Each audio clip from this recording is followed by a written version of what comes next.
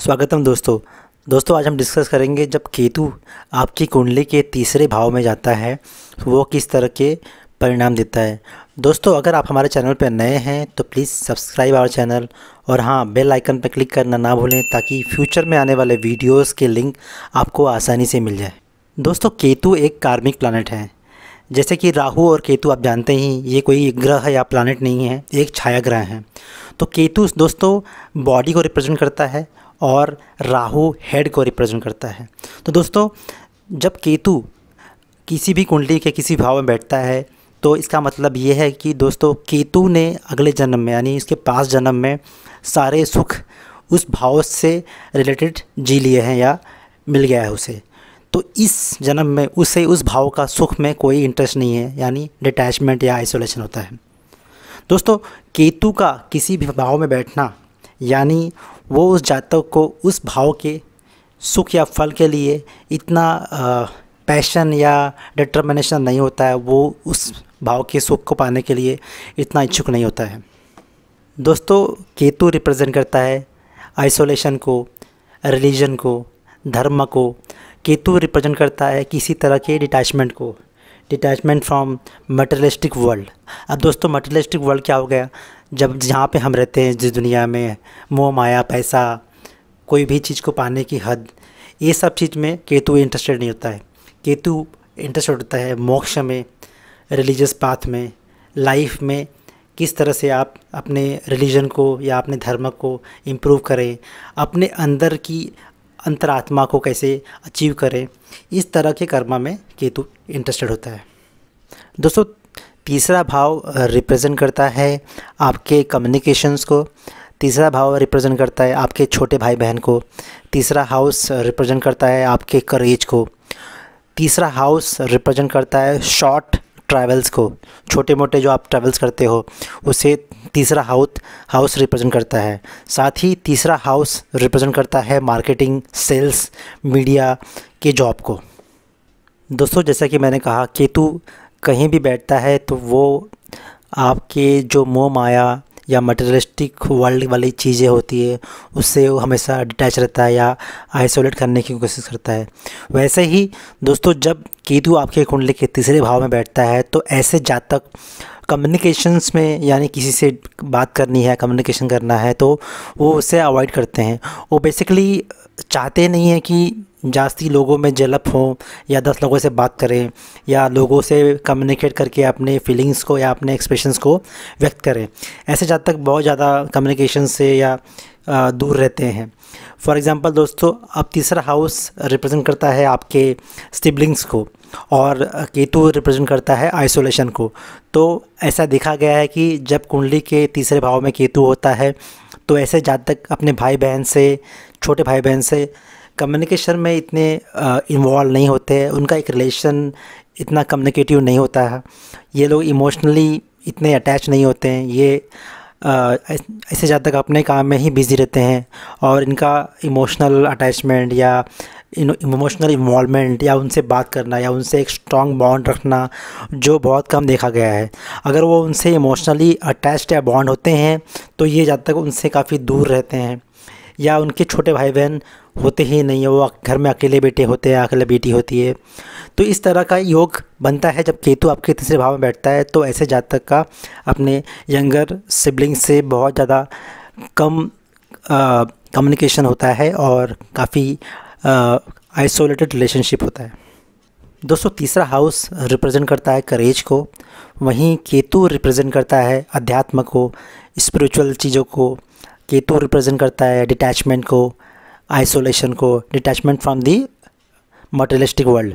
तो दोस्तों जब ऐसे जातक जिनकी कुंडली में केतु तीसरे भाव में होता है वो करेजियस तो होते हैं बट वो कभी कोई चीज़ इनिशिएट नहीं करते।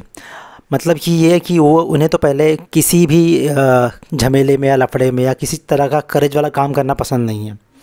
वो आराम से अपनी ज़िंदगी में खुश रहते हैं, उन्हें एकांत चाहिए, आइसोलेशन चाहिए जहाँ पे वो हैप्पी रहते हैं। अगर उनका इन्वॉल्वमेंट स्पिरिचुअल चीज़ों से तो बहुत ज़्यादा हैप्पी होते हैं। लेकिन अगर कभी फ्यूचर में ऐसा कुछ प्रॉब्लम आ जाता है जहाँ पे उन्हें कुछ करना पड़ जाए, करेजियस चीज़ें या किसी से कुछ हो जाता है, तो ऐसे जातक पीछे भी हटते नहीं। क्योंकि केतु ऐसा नहीं कहता कि वो अपने जो भी गुण है तीसरे हाउस से वो हट गया है या डिटैच हो गया है, दैट इज़ फाइन, बट उसके अंदर वो स्किल होता है कि वो जो भी उसके डेफिनेशन है या जो भी उसके फल हैं उसको फिर से ग्रैब कर सके। तो ऐसे जातक जिनकी कुंडली में केतु होता है वो स्मार्टली करेजियस होते हैं, वो टाइम देख के सिचुएशन पे ही वो अटैक करते हैं या कुछ रिएक्ट करते हैं, अदरवाइज़ वो इतना किसी से इन्वॉल्वमेंट में या रिएक्ट करने में इंटरेस्टेड नहीं होते। केतु जब आपकी कुंडली के तीसरे भाव में बैठता है तो तीसरा भाव रिप्रेजेंट करता है मार्केटिंग, कम्युनिकेशन, मीडिया, बट ऐसे जातक बात करने में इतने इन्वॉल्व या इंटरेस्टेड नहीं होते हैं। तो ऐसे जातक नॉर्मली राइटर यानी राइटिंग में या एज अ बुक ऑथर या स्क्रिप्ट राइटर अच्छे होते हैं। इन्हें अपने बातों को या अपने जो भी अंदर की थिंकिंग को राइट डाउन करने में, लिखने में अच्छा लगता है। ऐसे जातक अपने एक्सप्रेशंस को, फीलिंग्स को लिखना पसंद करते हैं, ना कि उसे व्यक्त करना पसंद करते हैं। तो ऐसे जातक जिनकी कुंडली में केतु तीसरे भाव में होता है ये बहुत अच्छे राइटर होते हैं, बहुत अच्छे क्रिएटिव आर्टिस्ट होते हैं जो अपनी फीलिंग्स को, एक्सप्रेशंस को व्यक्त करते हैं, या तो राइटिंग पे थ्रू या पेंटिंग के थ्रू, किसी भी आर्ट फॉर्म में करेंगे रिप्रेजेंट, ना कि वो बात करके, कम्युनिकेशन करके रिप्रेजेंट करेंगे। तो ऐसे जातक बहुत ही अच्छे रिलीजियस राइटर होते हैं, या बहुत ही अच्छे मीडिया राइटर होते हैं, या बहुत ही अच्छे स्टोरी राइटर होते हैं। दोस्तों, केतु जब तीसरे भाव में बैठता है उसकी 5वीं दृष्टि 7वें स्थान पे पड़ती है, और 7वां स्थान आपका रिप्रेजेंट करता है पार्टनरशिप को, 7वां स्थान रिप्रेजेंट करता है आपके मैरिड लाइफ को। तो दोस्तों, जैसा कि मैंने कहा, केतु के आइसोलेटेड नेचर यानी डिटैचमेंट वाले नेचर के कारण इनका जो रिलेशन होता है उनकी स्पाउस से इतना स्ट्रांग होता नहीं, क्योंकि 3rd हाउस रिप्रेजेंट करता है कम्युनिकेशन को, और कम्युनिकेशन भाव में बैठ के केतु 7वें हाउस पे देखता है। और मैरिड लाइफ को सक्सेसफुल होने के लिए या स्ट्रांग होने के लिए, या किसी भी रिलेशनशिप में बॉन्डिंग स्ट्रांग होने के लिए कम्युनिकेशन बहुत ज़्यादा इंपॉर्टेंट होता है। बट ऐसा देखा गया है जब केतु तीसरे भाव में बैठता है तो ऐसे जातक का मैरिज रिलेशनशिप इतना स्ट्रांग होता नहीं है, क्योंकि इनके पति पत्नी में या उनके रिलेशन में कम्युनिकेशन गैप होता है। ये एक दूसरे की फीलिंग्स को अंडरस्टैंड कर पाते नहीं, क्योंकि ये बात नहीं करते एक दूसरे से, या तो फिर वो एक दूसरे से बहुत दूर रहते हैं, या काफ़ी उसके हस्बैंड कहीं और काम करते हैं, वाइफ कहीं और रहती है। ये भी एक रीज़न होता है डिटैचमेंट का या आइसोलेशन का। दोस्तों, केतु तीसरे भाव में बैठ के 7वीं दृष्टि 9th हाउस में डालता है, और 9वां भाव रिप्रेजेंट करता है आपके धर्म को, और केतु रिप्रेजेंट करता है आपके अध्यात्म को, धर्म को, रिलीजन को। केतु डिटैच करता है आपको मेटेरियलिस्टिक वर्ल्ड से, लेकिन आपको वो अटैच करता है धर्म से, रिलीजन से।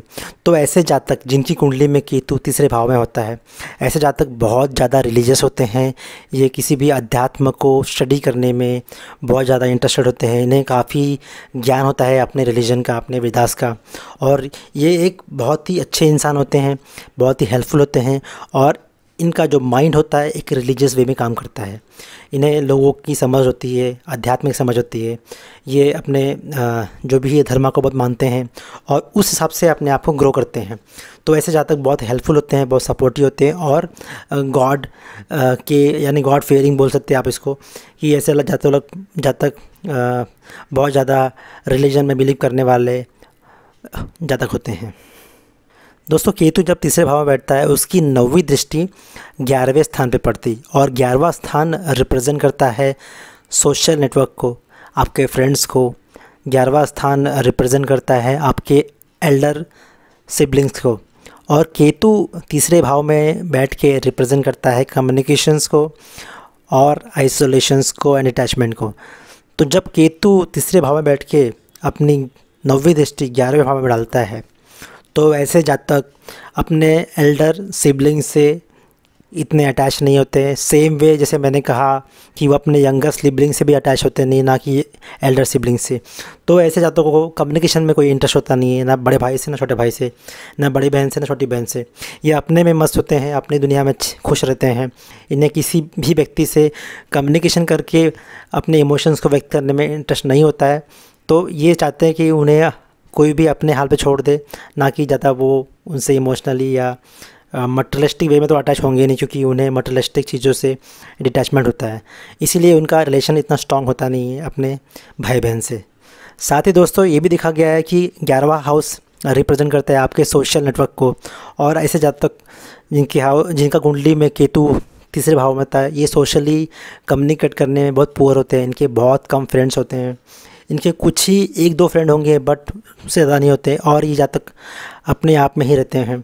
तो इनका जो अटैचमेंट होता है किसी से होता नहीं है, इनका अटैचमेंट अपने आप से होता है और उनके अध्यात्म से होता है। ऐसे ज़्यादा तक थोड़े से इंट्रोवर्ट टाइप के होते हैं, इनकी थिंकिंग थोड़ी सी इंट्रोवर्ट होती है, जिन्हें पब्लिक पसंद नहीं होता या सोशल समाज के में जाना, वहाँ पे जाके लोगों से इंटरेक्ट करना पसंद नहीं आता। वो अपने में ही खुश रहते हैं, अपने में ही मस्त रहते हैं। दोस्तों, ये था मेरा analysis Ketu in third house. अगर आपको ये वीडियो पसंद आया है तो लाइक कीजिए, कमेंट कीजिए। धन्यवाद।